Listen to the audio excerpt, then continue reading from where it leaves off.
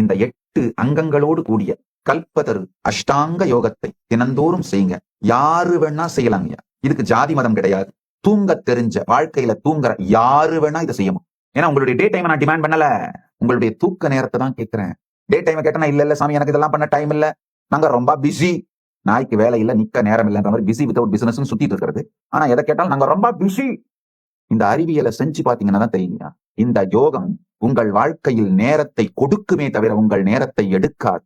பிரபஞ்சம் நீங்க என்னவா உங்க வாழ்க்கையை உள்ள கட்டமைக்கிறீங்களோ அதை அப்படியே வெளிப்படுத்தி காட்டும். அவ்வளவுதான். அது நீ என்ன, உனக்கு என்ன தகுதி இருக்கு, நீ என்ன 1000 கோடி வேணும்னு கேட்கிற அப்படிலாம் கேட்காதுங்க. பெருமான் அப்படிலாம் கேட்கறது இல்ல.